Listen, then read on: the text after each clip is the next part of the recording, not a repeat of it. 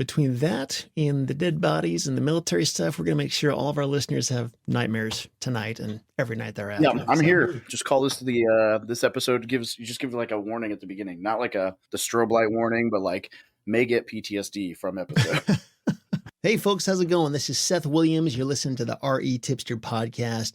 Today I'm talking with my friend David Pere. So David is the mastermind behind the website and online community known as From Military to Millionaire. And David's remarkable journey began in the military, where he not only served his country, but also discovered his passion for real estate and personal finance. And through his platform, David is empowering military members, veterans, and civilians alike, sharing invaluable insights about how to achieve financial independence. And today we're going to talk about David's story, his strategies, and the wisdom he's gained on his journey from serving in the military to becoming a real estate mogul and financial mentor. So, Dave, welcome to the show. How you doing? Mogul, I like it. I'm doing well, man. Myself, how are you? I'm doing very well. It's good to see you again. Of course, always a pleasure. Yeah, so we were actually supposed to have this conversation at Rubicon live in person with our fancy cameras and everything, but my voice just completely broke when I was there and I couldn't do it. I had to just pull the rug out from under David, and he was kind enough to reschedule this, and now we're doing it the old-fashioned or the new-fashioned way online. So.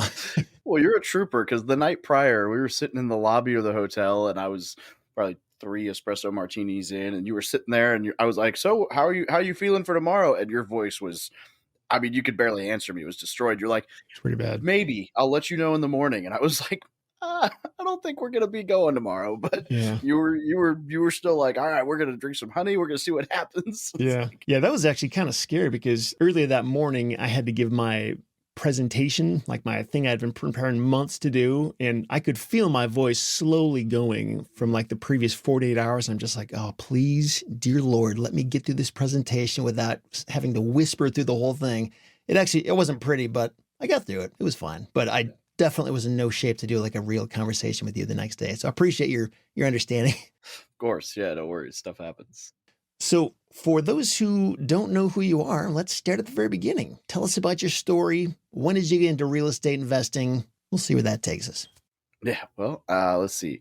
If we go very beginning, 2008, I guess would be a good place to start. I was graduating high school, didn't know what I wanted to do with my life, didn't have money for school, didn't like school, and I was just trying to figure out, I always thought like being a cop or a firefighter would be cool. And then I ran into a recruiter I don't remember which one it was first. Maybe it was an Army recruiter first, but I talked to all the different branches of the military, and I liked the Marines the most. And, it was like, well, the Marines will definitely be able to, A, they can pay for school. B, they're going to get me out of Little Rock, which I wanted. And C, maybe while I'm there, I'll figure out what I want to do and I'll have some adventures. And I was right about all that, except I never actually used the GI Bill. I did get my associate's degree with like tuition assistance for free while I was in, but I kept my GI Bill so I could give it to my kid. And then I actually messed up. The GI Bill, that's what pays for your college, right? Yeah, it is. And you can transfer it, except that I didn't know how to do that, and I messed up the whole process. So now I either have to use it or nobody gets to use it, which is kind of a bummer. But so I'm gonna go use it and try to get my pilot's license with it in the next year or two. Cool. And then I'm like, if the military will pay for that, that'll be cool. So I joined the military. I thought I'd do 4 years, get out and go to school. Fell in love with the travel and adventure, and so I stuck it out 13 years, but at year 7, I was stuck on recruiting duty, trying to talk to kids about the Marine Corps. And anyone who's been in the military knows recruiting duty is a very thankless and unforgiving job. And imagine being a real estate agent, but on the first of every month, your entire commission resets and you're like, crap, everything I did last month doesn't matter. Like, I'm broke again. I got to go again. So it's, they call it like 36 1-month deployments is your 3 years. So it was a good time. And I kind of realized during that time I had no money, working crazy hours. And I was like, if I decide I don't want to do this forever, I'm going to have to take another job. Like, I'm stuck. I don't really like that idea. And so a friend of mine introduced me to Rich Dad Poor Dad, gave it to me on a CD. So I'd listen to it while I was driving around doing recruiting stuff. And I listened to that. Then I listened to more of the Robert Kiyosaki Rich Dad books, and eventually stumbled across Bigger Pockets. And I think it was probably like 4 months later, I bought a duplex, moved into one, and one unit, rented the other half. And that was kind of what hooked me. So from there, it was just a matter of, really saving for the next property and trying to find something, and then went from there. And so that was December of 2015, I bought that duplex. And in 2021, I left the military, and I've never had to take a job since. So Wow, that's awesome. So that first duplex you bought, was that like in your market near you, or like how did you find that opportunity? Yeah, it was. I was a recruiter here in Springfield, Missouri, and it was maybe 15 minutes from my office. Hmm. And so I used a FHA loan because I didn't know anything about the VA, and somebody told me you could only use it one time. So I was like, well, I don't want to waste it on a crappy little duplex. This was I paid $79,900 for it, and one side was rented for $475. I moved into the other side, and then when I moved out, rented it for $550 on my side. And by the time I sold it, it was rented for $650 each side, so $1,300 a month. And I owed, I think I'd refinanced at one point. So I think my mortgage, I mean, I was cash flowing like $200-$300 a month. And so I bought it for $79,900, and 6 years later, 5.5 years later, I sold it for $165. Yeah, no, that was an amazing time in real estate when I don't think anybody really knew it in the moment, but like you could have bought anything in one if you just held on for a few years, you know? I remember because I bought a couple duplexes in that same time frame. And I remember with both of them, I was all nervous, like, oh, I don't know if this is a dumb decision or not, or I hope it's going to work. And they tripled in value, and it was. I know. I'm like, God, I wish I'd bought everything sooner. Everything. I'm like, I should have bought a fourplex instead of a duplex. Then I should have bought more. And then I should have bought even more. Yeah. But you don't know what you don't know. And it's funny because someone made a post in my Facebook group the other day about like refinancing and market cycles and equity and all this. And it was like it's not very common. I read a real estate post and it sounds like somebody's trying to talk about timing the market. And that's exactly what this was. And I was laughing because I was like, that's right. Yeah, absolutely. I should try to time the market because in 2017, when the world was convinced the market was going to crash, in 2018 and 19 and 20 and 21 and 22 and 23, and every single year I've been investing in real estate and people have been screaming that it's time for the market cycle to correct and we're going to lose everything. If I'd listened to them, I'd be broke. It's like, so yeah, I should go and do that. He's like, well, that's not what I'm getting at. I was like, dude, every year I've been touching houses since 2016, there has been a reason that the sky is going to fall. And it hasn't happened yet. It's a weird market right now, and I don't know where we're at, but I'm like, I don't see a world where Midwest Springfield, Missouri drops even 50% in value, let alone what it would take to go back to where I started. So, yeah. Why do you think people are so obsessed with that? Because I know what you mean. Like I remember hearing people say this about 2016. It's the first time I remember people like actually freaking out about it. Because I was taking an MBA at the time, and people in my cohort were saying, "Yeah, everybody predicts in 2016 it's all going to fall apart." It obviously did not, and it hasn't really. But I'm just like, why is that always a thing that somebody is like freaking out about? I don't know. I mean, my gut would be that like fear or something. People are just scared. Yeah, of getting hurt. Two strongest motivators for the media are fear and anger, right? Those are the strongest emotions. So my gut is that that's part of it. Because I mean, if you look back at the 2016 metrics, it's like the only thing you would have had to go off is, well, we're higher than what it was in 2008. Well, not if you include inflation. So, but I think also it depends on where you live, right? I mean, neither you or I lives in like a high appreciation, crazy speculative market. Like you look at like San Francisco and prices jump and drop and jump and drop, or some of these markets. Where I live right now, the median home price is 50% of the national average. So like at $200,000 median home price or 220, we're not going to see that big of a hit, because if San Francisco drops from 1.8 million to $900,000 in median home price or whatever it is, people are just going to move here. Yeah. So like if it gets that bad, people will move here, and I'll be like, oh wow, look at all the population growth. We can't lose. So we got room to grow. So in the military, what rank did you achieve when you got out? Like how high up did you go? They call it the gunny. So gunnery sergeant, which is E7. So it is on the enlisted side. It's the 7th of 9 ranks. And then I could have played the game longer, but it was time to move on. Yeah. And how many, I think you told me this, but how many years total was that you were in? 13. Okay. Do you get some kind of like pension after 10 years? Nope, nothing. No pension, no. I mean, really the benefits are like the VA. I get some medical and stuff like that, but I would have had to stay till 20 to get the pension. Now occasionally they have options to leave at like 14 years, 15 years, 16 years and get like a reduced pension, depending on what they're trying to do, what jobs they're needing to upsize or downsize. I wasn't qualified for that. In order to It's funny. I was at the year requirement, and so I could have extended for a year and taken it. And I was looking through the requirements, and I was like, I checked that box, I checked that box, I checked that box. And then like the last requirement was like, must have some kind of financial hardship that you can articulate. And I was like, well, I don't think I'm going to go and be able to make that case to my command. I'm like, hey, I know I run this podcast and I own, $5 million worth of real estate and I make more money than you, but things are rough.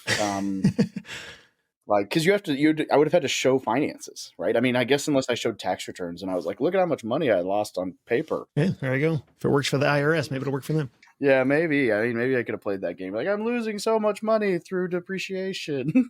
But yeah, no, I was laughing because I was like, well, I guess this is out the window. They're like, what do you mean? I was like, well, I can't really articulate that I'm broke while teaching people how to not be broke.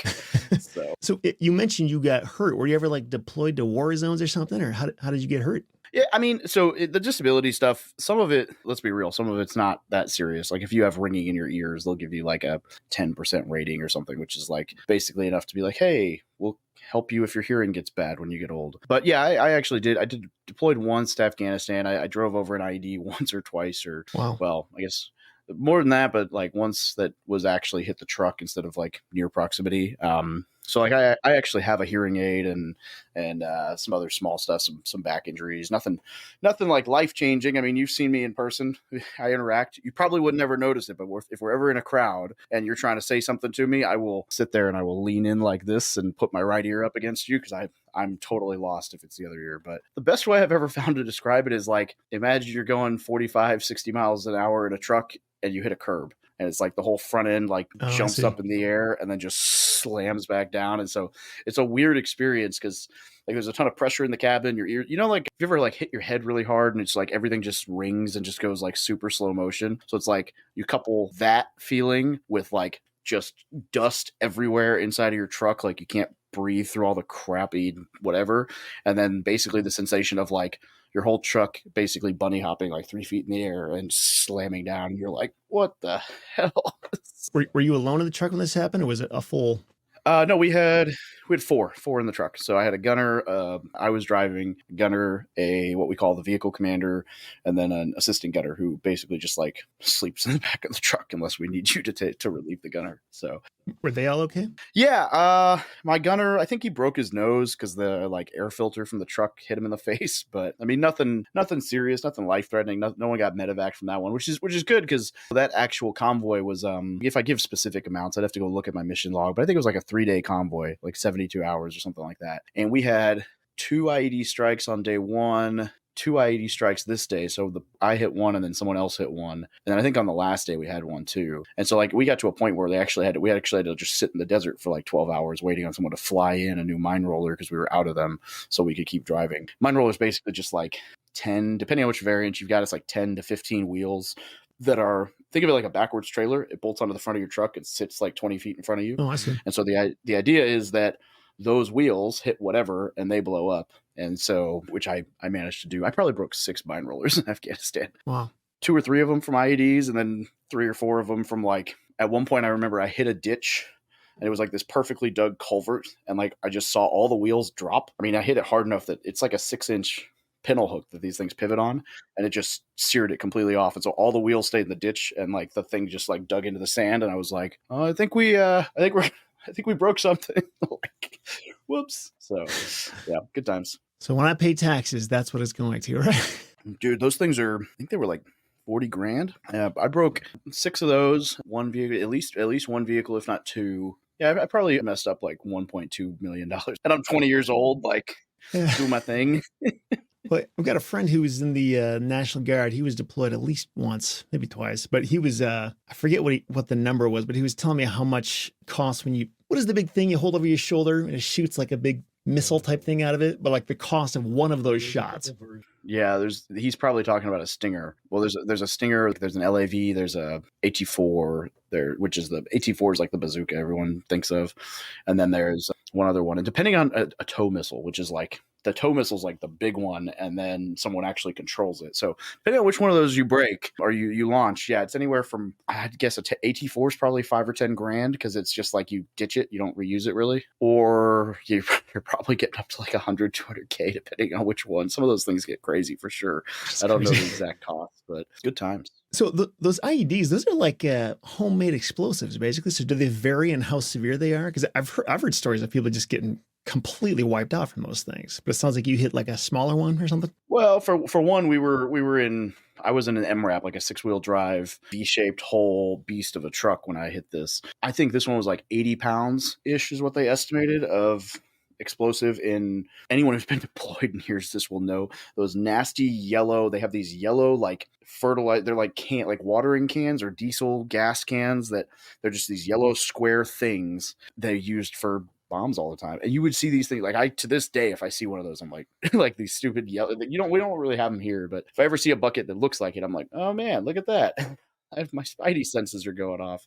But yeah, so they estimated it was probably like a 60 to 80 pound IED based on the crater size for this one. But it was just, the explode, whatever it is that they mix, fertilizer and whatever. And so not as intense, but also because it hit the V-shaped hole and the truck does what it does, and it blew the wheels off and it off the mine roller, and it blew off like the air filter in the hood and did some damage here or there. But like, it really wasn't that serious. We had some that were a lot worse. Like we had the day before, we had a guy who ended up losing his leg from the floorboard coming up through the truck. And, so, I mean, but we saw like mortar rounds strung together. They'd have like 155, like the artillery shells that they would use. But yeah, they have all kinds of stuff. But I mean, yeah, definitely vary in severity. I mean, in Iraq, there were some with like 155 shells that like, there's videos of tanks getting lifted off the ground. And that's a, 80-ton vehicle. We're talking a 5-ton vehicle, so, or 7-ton or whatever. And then, in the original invasion, people were going in Humvees, and they would like put sandbags on the floor, and so they had nothing. But there was still stuff. I mean,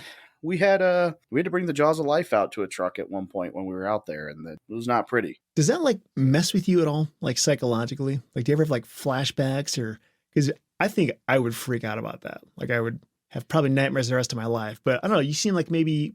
Do you have an easier time letting it go and not dwelling on it, or what's that like? Just experiencing that firsthand and knowing the dangers that you escaped. Well, I didn't see as much up close as some people did, so I definitely won't say that I didn't watch. I take that back. I did see some death and some injuries and all that, but I don't think that I don't believe my experience was intense as some, having talked to plenty of guys who obviously had more intense experiences than I do. But I think part of it also is I don't really know how to answer that, because I definitely do have trouble sleeping. I wake up, like my heart will be racing, whatever. But it's interesting. I have sleep apnea, right? And one of the side effects to sleep apnea, if you don't use the machine, is you wake up enough, you never get into a deep enough REM sleep to actually have dreams. And so I wake up sometimes and I'm like, okay, all right, we're good. But I don't actually have like dreams that, when people think about like PTSD, they think like you have like a nightmare and you wake up and it's like all this terrible thing you're reliving. And I'm like, well, if I don't use the machine, I don't actually dream. So I don't know. Like, it's like a love-hate. I'm like, I either sleep well and I use the machine, but I risk whatever. Or so, yeah, I don't know. Well, yeah, it's an interesting way to deal with that, I guess. Yes, yeah. Maybe one day I'm going to just realize I was avoiding it for like 12 years or actually it's been 14 now. It's crazy. For a lot of military people I know, and you can probably speak to this better than I can, but as an outsider looking in, it seems like the military or their military experience is kind of woven into their identity. It's like a deep part of who they are. Like a whole, like once a Marine, always a Marine, and getting tattoos to commemorate the time in the military. Why do you think that is? Is it because of the experience that they all share, or because of something else? Like, it just seems like a common thread. Am I wrong on that? What do you think? I would say it's like, if you talk to like college athletes or NFL players or anyone in like that tight group, just take that on steroids. I think that's part of what it is. I mean, boot camp does a really good job of breaking down who you were and turning you into a Marine or a man or a woman or whatever. And then you're definitely indoctrinated. I mean, people joke about it being brainwashed. They joke about being brainwashed into whatever, but like the reality is just, we're really proud of what we've done, and you get to be around some really cool people. It's basically like hanging out with a sports team, being in a locker room 24/7, right? It's a really close group of people that you can trust. And I'll tell you, I have never been and probably never will be as close to a group of dudes as I was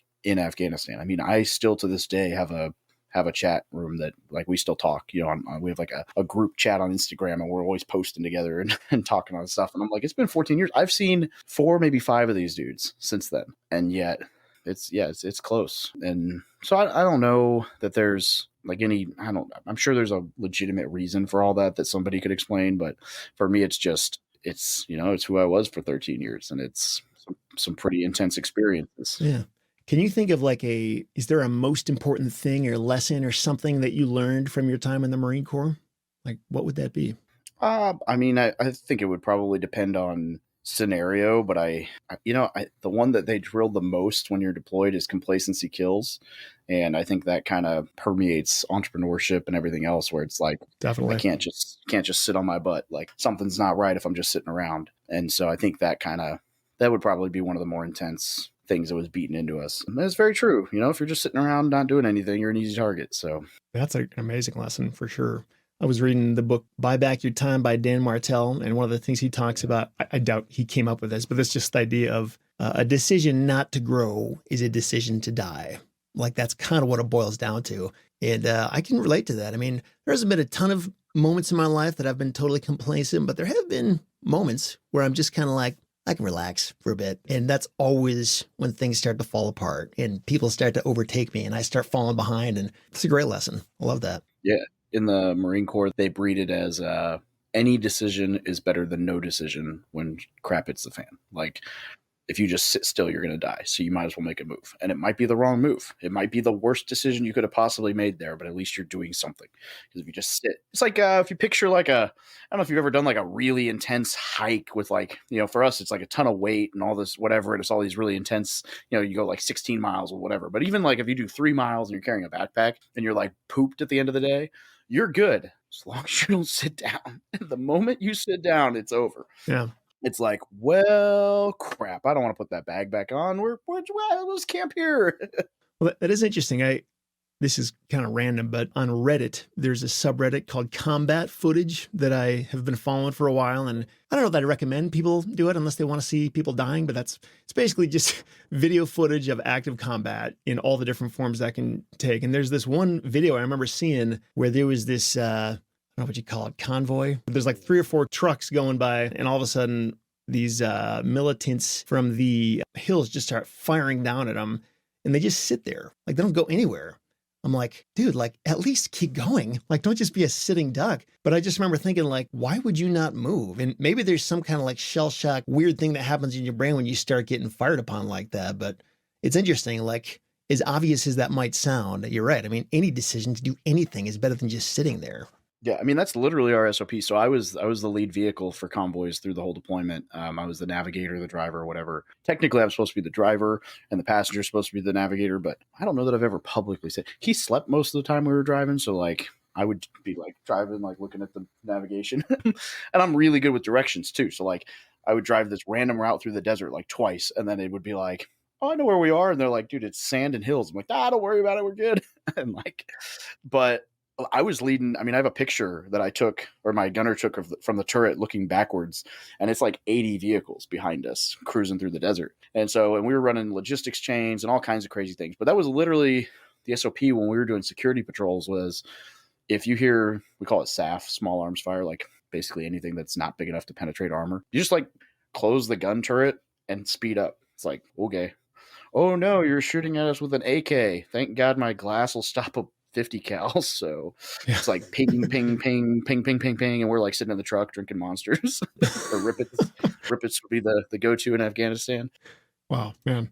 Let's talk a little bit more about real estate, shall we? Or Yeah. I've kind of gone on a tangent. This is a Fascinating topic stuff. I don't get to touch on too often. So As you started getting into real estate while you were, I don't know if you were you weren't deployed in 2015 when you got your first duplex, but just like being in the military full time in the first place, like, is that hard to do that while also trying to buy real estate and start a side hustle in that direction? Or was that not particularly challenging? Like, is this something anybody could do if they just decide to do it? I think anybody could do it. I think there's always going to be an excuse for why you couldn't. There are some occupations, especially like if you're working up for a deployment, you know, and you're really busy, where you're not going to have time to really focus on stuff. That doesn't mean, I mean, you could still buy turnkey, right? Or invest passively in a syndication. Or, I mean, personally, my favorite way that I tell people to get started, we all love the old house hack. You buy a duplex or a fourplex, you live in one unit, you rent the rest out. And with service members, we have the VA loan.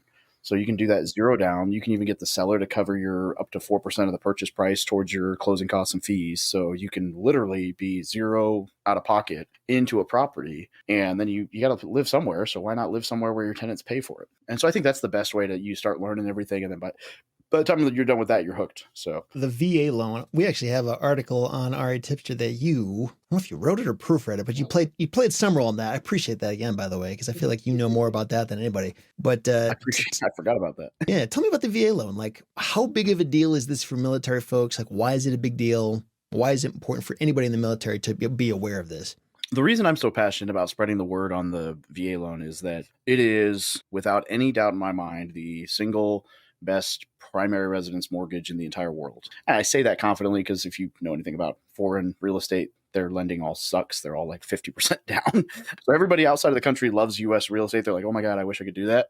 And then the VA loan trumps everything else that you could possibly use. I mean, there's zero down with like the USDA or zero down with like the physician's loan, but they're not as flexible and rates are different. There's still some differences. They're still great products. The FHA is 3.5. That's great. 5% down, or I think now you can do 3 with conventional. All great products. Downside is that all of those have PMI.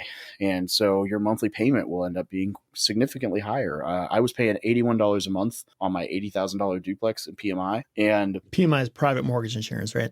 Correct. Yeah. And so unless you put 20% down, you're paying that. So you're either putting 20% down or you're paying an extra, call it $90 or $100 for every 100,000 you borrow. So, you borrow $1 million, it's $1,000 a month extra on your mortgage. Potentially, I'm not the math. I'm mathing in public here, so don't quote me on that. But for the VA loan, there's a small funding fee and it gets rolled into the loan. There's no PMI. And that funding fee comes out to about $10.98 for every $100,000 you borrow. So I ran the math the other day. It would take you 181 years roughly to make up the difference between the funding fee costs and putting 20% down. So like if I bought a $100,000 house, put 20 grand down, or I just pay the funding fee, $181 or 181 years of paying the funding fee to equal that 20 grand. And so it's absolutely nothing compared to, it's like 10% of whatever the PMI is. And then VA loan is just incredible. There's no credit score requirement. There's no debt to income requirement. You can go, so far the highest I've seen is 78% debt to income close on a property. With like the FHA, if you hit 49%, you're done. You can do construction, you can do renovation, you can actually finance a manufactured home, you could build a barn dominium with it. I mean, there's like, it's rad. Oh, and FHA conventional loans have a 0.5 point markup on your rate for anything multi-unit. And the VA doesn't. So you're automatically going to be 0.5% lower. And then the way loan level pricing adjustments work, like with the FHA and conventional and all those other loans, is normally once you hit 740 on your credit score, your interest rate will go up a little bit. There'll be an adjustment at 680, an adjustment at 640. With the VA, the first adjustment is 640. So if I have a 641 credit score and I'm using the VA, I would have the same rate theoretically as somebody with an 840, which is not the case with like a conventional loan. So it's just an incredible product all around. And there's actually no limit on your first use. So you can go zero down on a $2.5 million house if you qualify. That's amazing. Yeah. Is there, so like my brother, he works for the VA, but he was never in the military. Is the VA loan available to anybody like that, or strictly you must have some kind of military? Yeah, I don't think so. I think he'd get our thrift savings plan, like our 401k, which is also pretty cool. But no, you have to have served either 6 years in the reserves or 90 days active duty during a time of war or 181 days active duty during a time of peace in order to qualify. The only real exception to that is they're really obscure. It's like if I was married, which, by the way, I think we talked about this, but officially as of Monday, I'm not anymore. So, Oh, wow. I did not. Anyway. Yeah, sorry. I'm trying to. I'm like, I realized nobody. Like, I didn't tell anybody for the most part outside of my circle that I was getting divorced, and I'm like, people think I'm married. I should probably just anyway. So if I were still married though, and then I deployed and I died, and my wife had not gotten remarried since then, she would be eligible for the VA loan. Now, if she marries someone else, the VA is like his problem now. So no longer qualified. But like an unremarried spouse of somebody who's dead, like killed in action, can use a VA loan. And then a spouse of a POW or MIA, missing in action, prisoner of war, can use the VA loan. But other than those like super obscure, nope, it's got to be the vet. Were there any like big challenges or setbacks you had when you were trying to do this, when you're trying to buy up these rentals? Or like, how many properties do you own now, by the way? And like, what were some big challenges in getting to where you are, if there were any? Yeah, I've been selling a bunch of my residential stuff because I bought a bunch of crack houses when I first started because I didn't have money. So I was leveraging in like CD class neighborhoods. And now I'm trying to move that into nicer stuff. So I bought a duplex 3 weeks ago. So 9 properties that are like residential that I have a controlling interest on. We are actually under contract on 14 single family houses in a package right now too. So should close that in 2 weeks. And then I've got a 23 unit apartment, a 28 pad RV park, a 40 unit hotel, and then I have a very small ownership in like 2 syndications as GP, and then I have a somewhat significant stake in a hotel that we just closed as a boutique hotel, which we raised for and did the syndication for. So I'd say controlling interest in probably like 112 doors, and then less than controlling, but still somewhat meaningful, and another 130. And then the kind of doors that you would use if you're a guru trying to talk about how awesome you are, I have another 900 of those. Like, wow, I own 1/3%. I'm going to count it. Not the case, but Well, so when you say controlling interest, does that mean you have to do something in the management of that, or that just means you own the bulk of that? And like, how much time does this take you to do anything with these properties? Is it purely passive, or are you involved in something day to day? I mean, I wouldn't say it's purely passive, but it's about as close as you can get. Like I have property management for all of it, or a partner that is the operations side. So I'm either, when I say controlling interest, I just mean like I have decision-making ability, whether that's 100% me or like 50-50, but ultimately like I can call the shots. Shots in terms of like, I don't want this property manager anymore, or I want to sell this thing, Yeah. that kind of thing? Okay. Yeah. And I try to stay as out of that as humanly possible because I don't enjoy it at all. I'm not an operations guy. I'm not a detail guy. I joke, I was at a meetup like 2 days ago and somebody was asking about dead tenants and my property manager happened to be in the building. And I was like, hey, Jerry, what are your thoughts? Remember? And she's like, that's the worst dead tenant story I've ever had. And basically I had, the long story short is I had a tenant who, this was in like a D-class property. It was my second purchase ever. It was a 10 unit. And, by the way, probably one of my best deals. But this particular scenario, picture August in Missouri and the window unit's broken and homeboy had paid July's rent and then died in the doorway of the front door on the floor, maybe 2 or 3 days later, and then sat there for 30, 40 days until my property manager was like, he always pays rent. We don't have rent. Let's go check on him. That's a long and goes time. in and it's mid-summer, end of the summer, and no air conditioning.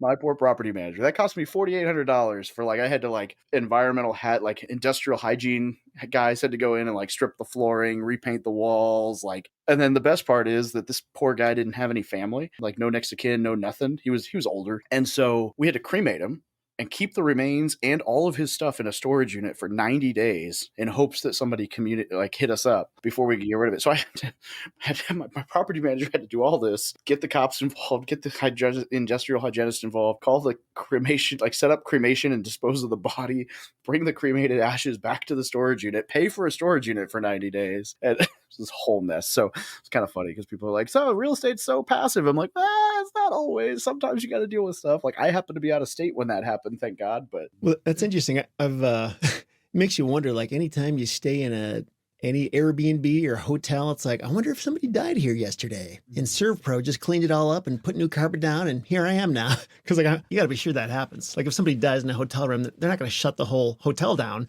They're going to keep using that thing as soon as possible. We've had somebody die in the hotel, so yeah. They weren't in a room though. They drowned in our pool. It's great. Oof. Yeah, they were. Can neither confirm nor deny that the toxicology reports showed they probably shouldn't have been in the pool. But I will say that their family is suing us right now on the premise that there wasn't a lifeguard on duty, and our basic rebuttal is a picture of the signs that say, no lifeguard on duty, swim at own risk. Our insurance, we have mediation next month, and our insurance is like, yeah, this is not going to fly. I mean, I'm sorry. Like, unfortunately, if you're drunk and you go swimming without a lifeguard, that's a you problem. Well, between that and the dead bodies and the military stuff, we're going to make sure all of our listeners have nightmares tonight and every night thereafter. Yeah, I'm here. Just call this this episode you just give like a warning at the beginning, not like the strobe light warning, but like may get PTSD from episode. So talking about from military to millionaire, so it's one thing to start a real estate investing journey when you're in the military. It's another thing to start an online business and community at the same time. What inspired you to do that? And like, what were you hoping to get out of it when you started that? Our friend Brandon Turner told me to, basically. He was over at my house for dinner and I wanted to write a book. And I was like, I don't know how to start a book. How do you write a book? He's like, start a blog. Just learn to write. Just write like a blog post every week and then you'll get better at it. When it's time to write a book, you'll be fine. And I was like, oh, okay, that makes sense. And then I didn't know what to write about. So I asked him again. I was like, what do you think? He's like, dude, just write about like military guys. You know, there are a lot of military guys who buy houses. Just document your journey. I was like, oh, okay, that makes sense. And so I started doing that with no intention of anything growing. And the book wasn't even about real estate. I was going to write a book. I have my mission log and my journal from deployment. I was going to put them together and write a book about like how normal people lived in Afghanistan, because the only books out there are like written by SEALs, and they're like, I shot bin Laden. And like, yeah, well, not most of the people who were there didn't do that. So yeah. I was going to write that book. Still haven't written it. And man, I started the blog. I didn't even come up with the name from Military to Millionaire. A friend of mine did. And I had no expectations. And then it just kind of started growing. People started to ask questions. I'd start answering questions. And then people would ask more questions. And I'd do research and write articles to answer their questions or videos. Or it just, one day I looked back and was like, holy crap, I have a business. I should probably do something with this. It's probably 3 years into it. And I hadn't turned a single dollar in profit. And then I finally was like, maybe I should not pay for this hobby anymore. And turned it into a business on the way out. So now the goal is to help 10,000 vets achieve financial freedom in the next decade. Yeah. And your Facebook group is huge. Like, and it seemed like it happened overnight or something. I mean, you kind of were running a Facebook group as a lot of us do, and it's kind of a normal size. And then all of a sudden it's like 50,000 plus people. I'm just like, what happened? What did happen there? How did that get so big? I wish I had an answer for you. My best answer, my best guess is Facebook decided it was worthwhile and started pushing it to like members. Because you're right. Like one day we were at it was either early 2020 or early 2021. We were at 20,000 or 7,000 members, and we were getting like 100 a week that would join, which is solid. And then it went from 100 a week to 100 a day, 200 a day, 300 a day. I went, holy crap, I need to hire somebody to help me do this. And I brought an intern in, and we went from 7,000 to like 48,000 members over the next 12 months. And it's slowed down a little bit now. I think we're just over 67,000. I think one of the things, the only real thing that I can think, because there was no post that went viral or anything. Like the group is private. You can't see anything outside of it. So it's not like there was some post I made that just took off. It's the only thing I can really think of is that I do a really good job of keeping soliciting and spam out. So it's a clean group. And so like no one reports it as spam or there's no, like, we don't really get reported on. And then the engagement levels, like at one point we were at like a 93% engagement month over month. So we're at like 40,000 members and 93% of them were engaging every month, which is, and that could be as simple as a like, but as far as Facebook's concerned, most groups are at like 60%. And so we're not there right now. I think we're at like 75 or 85, still really solid, but and honestly, I haven't been as involved in it as I used to be. So I really need to spend more time in Facebook every day. Well, you're clearly doing something right. I wonder if there's something about like some unspoken bond that military people have with each other or something. I don't know, but congratulations on your success with that. That's awesome. That doesn't hurt. Yeah. Service members are definitely, it's a very unique community. It's interesting what you were saying about Brandon Turner making that suggestion. The few times I've hung out with him, it seems like he's a master at networking in the sense of like when I sit down with the guy, it's almost like his mission is to like help me in any way possible. Like it's not about him. He's like trying to think of ways that I can do things better, explore more opportunities based on his experience. Like I remember, I think it was back in 2018 or something at FinCon where I was sitting with him and a group of other real estate people. And it's like, he was just, hey, Seth, have you thought about trying this? Like we tried this at Bigger Pockets and it's worked well. And have you thought about this? I'm just like, dude, like, why are you so helpful? It's a good way to be. If you ever want to sit down with somebody, make a friend, just think of all the different ways you can help them. The man is an idea fairy for sure. I don't know that I've ever had an interaction with him where I didn't walk away with some great idea. And yeah, he's a very genuine human and I love the dude. Yeah, for sure. So when you wrapped up your military experience and you transitioned to civilian life, was there anything difficult about that? Or was it like, nope, I'm done, I'm out, and you never look back? Well, luckily I built this community, so I can still be the brass jerk that the military was. So I'm fortunate enough that I'm able to say, do whoever I want. That might be the wrong. So I was fortunate enough that I still had that community, right? I was around service members in that regard, but it was still very rough. I mean, you talk about the identity. It took me going from I'm a Marine to I'm Dave is not as easy as you'd think. I don't remember who Dave is. Having that sense of purpose, I thought like, oh, the community, I'll be great. Still struggled with having a sense of purpose. Like what now? I struggled with routine. I mean, it's been 2 years. I'm still trying to get back into a normal routine because I'm like, I don't have to wake up at 5:45, but why do I want to? So it's been an interesting ride because, for 13 years, it was literally, I knew when to be, where to be, and what to wear every single day. And do you think anything about that was good for you?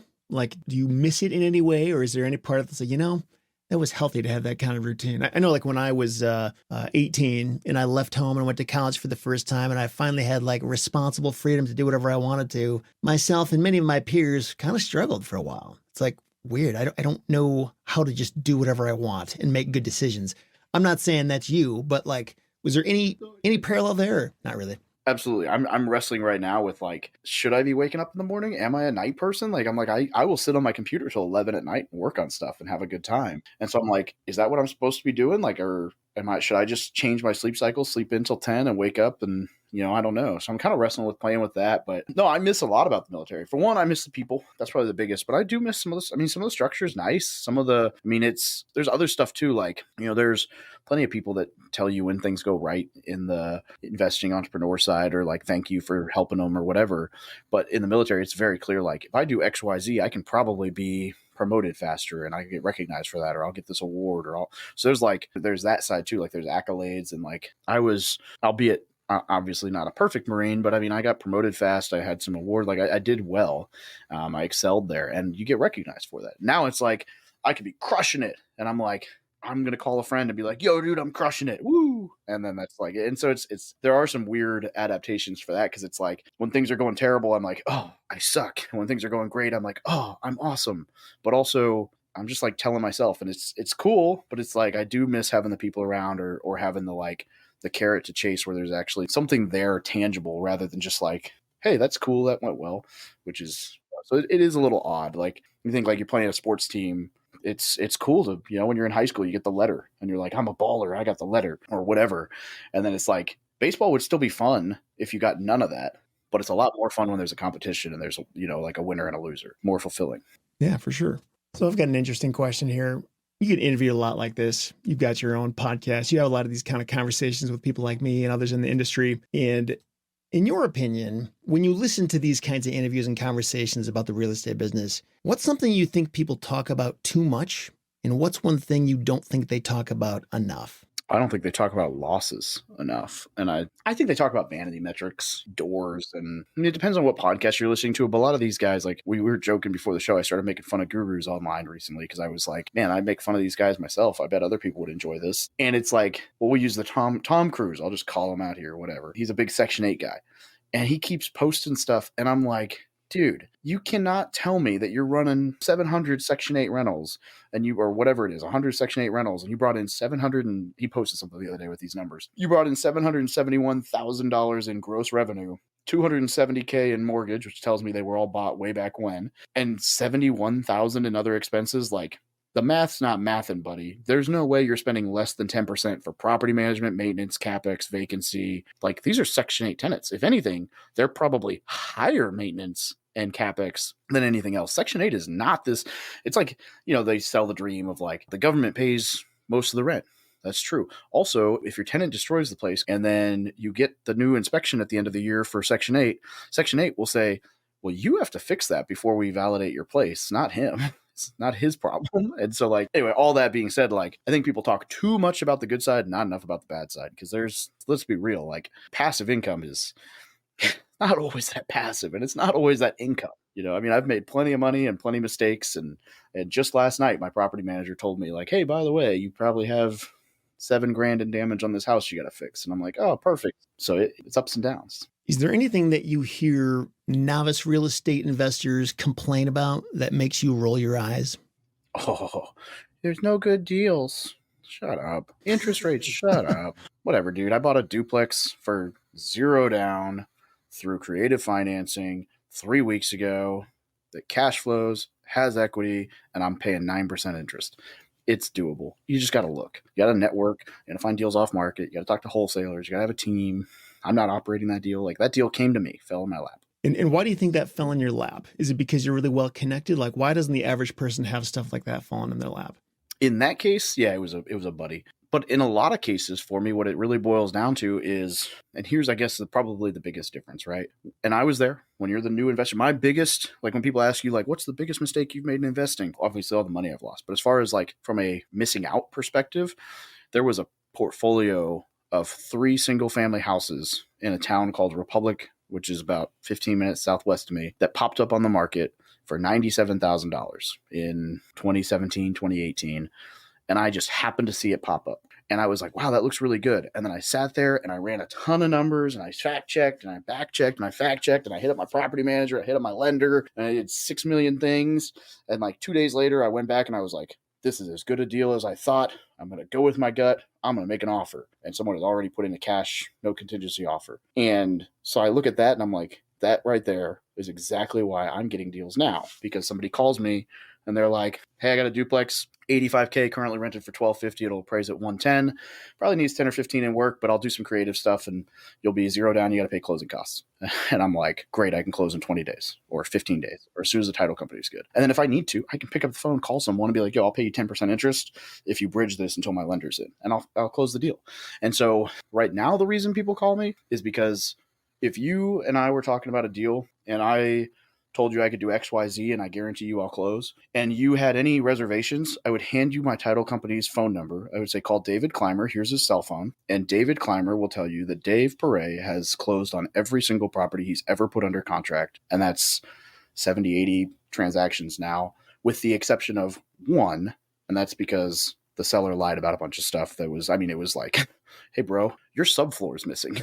That's a big deal. Yeah. You know, we don't have flooring. The floor is, I'm going to fall into the sand if I, but like, so at this point, that's it. I think that's the biggest thing is if you can't find deals, it's because you haven't put your, like having wholesaled. I'll put it to you like this. If I send a deal out to 10 guys and 3 of them are always the ones who jump on it, what happens is I text those 3 guys, hey, do either of you want this, before it gets to the email list.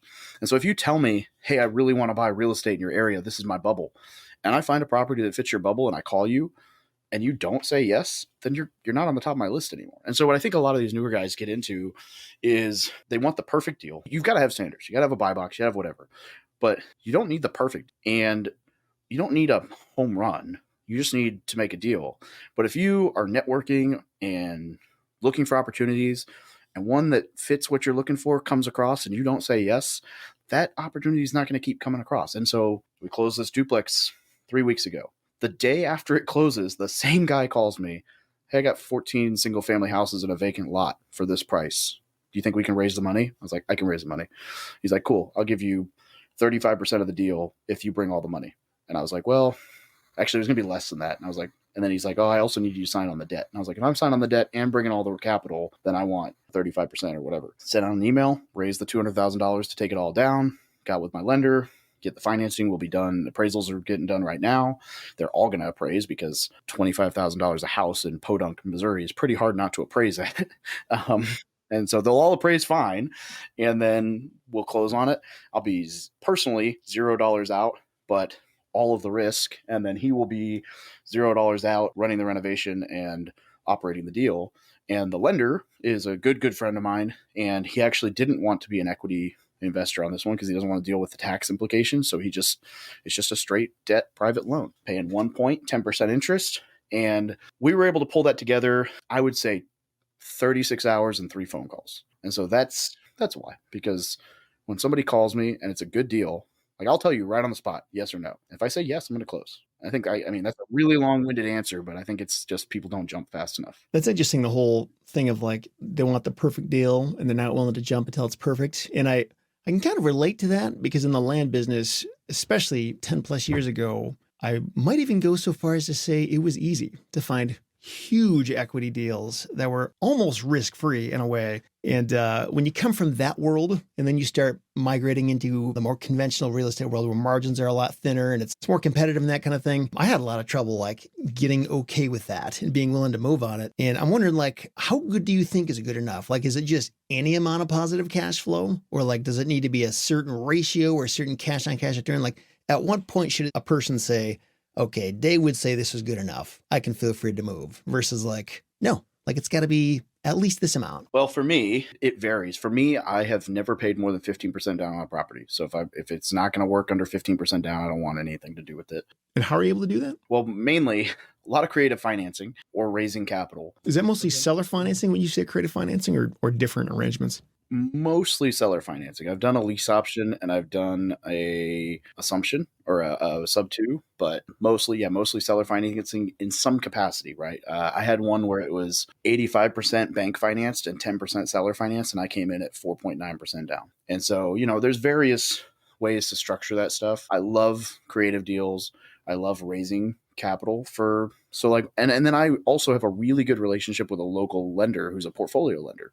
And I mean, hyper local. Like if you don't live in this town, they probably don't want anything to do with you. They've got less than $1 billion asset under management. They're solid, but they go 85% loan to value on everything. And because we've worked together long enough, I can literally pick up the phone and be like, yo, can I get a pre-approval?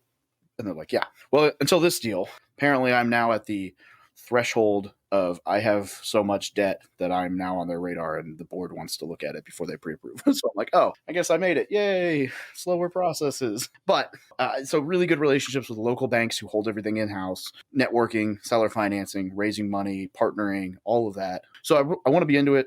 I mean, don't get me wrong. I have no problem having better leverage than that. And most of these are like, I might be paying 15% down and everyone's like, oh my God, you got $85,000 on a $100,000 property. No, I most likely got that $100,000 or that $140,000 property for $100,000. So I owe, like for this duplex, I have an $84,500 loan and it appraised for $112 and it's rented for $1,200. So I'm like, whatever, even at 10% interest, I'm still going to cash flow on that. And so, but I mean, to answer your question, I generally look for a 20% cash on cash return. I don't want a crap property that's going to be a ton of headache. And I used to, that used to be my bread and butter. But I don't want that now. I want less headache. And I've acknowledged this. Real estate is extremely forgiving if you just hold on. So basically I look at it as, can I hold that note? And as long as I can hold that note, then eventually the deal will be a win. So as long as I'm close, and for me, it's like 20% cash on cash, as little as humanly possible. In most of my deals right now, there are very few, if any, deals right now that I have money in because I have refinanced and pulled all of it out, or I had partners or investors, or I would say my bigger deals is where all my money is right now. All my small residential stuff is probably less than $5,000 in each house at this point. For me, the equity is way bigger, but that's helpful. Awesome. Well, Dave, to wrap this up, I haven't done this in a while because I usually run out of time, but we've got a little bit of time here. So, and these questions are not necessarily real estate related. They could be, but it depends how you answer them. So the first question is, what dreams have you let go of and what dreams are you still holding on to? Ooh, well, for the longest time, I let go of the dream of sports cars. It's come back though. I sold all my toys when I got into real estate, but now I'm at a point where this year it's time to buy a Porsche. Nice. So let's see. So you're still holding on to that one then, or you let that one go? I guess we'll say I let that one go and we're going to get it back this year. Dream I'm still holding on to. There's a lot of stuff that's come true. I guess the dream of owning there we go. We'll just bring it full circle. The dream of buying a Porsche. I'm holding on to that. That's kind of cheating, but I don't know. No, that makes sense. I got you. So next question. What's one of your best memories? My son, whether it's being born or just playing with him now. He's 7. He's a good time. Oh yeah. It's a ton of fun.